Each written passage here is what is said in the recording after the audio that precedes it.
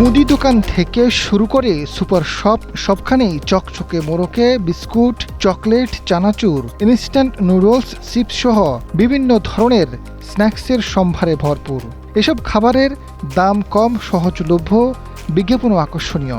বিশেষ করে শিশুদের খুব সহজেই আকৃষ্ট করেছে মনোভোলা মোড়কের খাবার। তবে প্যাকেটের ভেতরের খাবারের কতটা চিনি, লবণ আছে, ক্ষতিকর চর্বি বা স্বাস্থ্য ঝুঁকির উপাদান আছে কিনা সেই প্রশ্নের উত্তর প্রায় অজানা। না জেনে বুঝে প্রতিদিন অসংখ্য মানুষ খাচ্ছে এসব খাবার। এতে বাড়ছে স্বাস্থ্য ঝুঁকি, সবচেয়ে বেশি হুমকিতে আছে শিশুরা।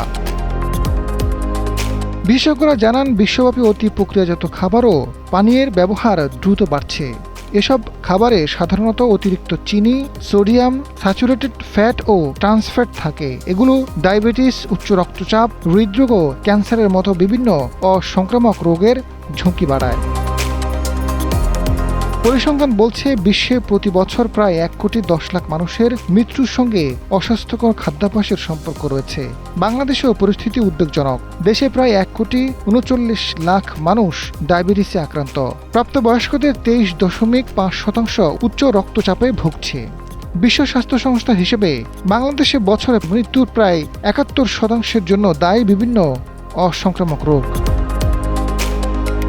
গ্লোবাল হেলথ অ্যাডভোকেসি ইনকিউবেটরের কান্ট্রি লিড মোহাম্মদ রুহুল কুদ্দুস জানান, অতি প্রক্রিয়াজাত খাবারের প্যাকেটের সামনে বাধ্যতামূলক সতর্কতা জনগণের মধ্যে স্বাস্থ্যকর খাদ্যাভ্যাস গড়ে তুলতে পারে।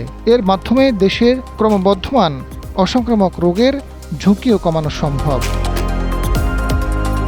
বিশ্বের 44টি দেশে ইতিমধ্যে বাধ্যতামূলক বা স্বেচ্ছামূলকভাবে FOPL চালু করা হয়েছে। বাংলাদেশেও বাধ্যতামূলক FOPL চালু করার উদ্যোগ নিয়েছে বাংলাদেশ নিরাপদ খাদ্য কর্তৃপক্ষ। সংস্থাটির সদস্য অধ্যাপক ডক্টর মোহাম্মদ শোয়েব জানান, রেগুলেশনের খসড়া খাদ্য মন্ত্রণালয়ে পাঠিয়েছেন।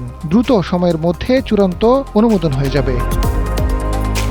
আজিজ ফারুক, সময়ের আলো।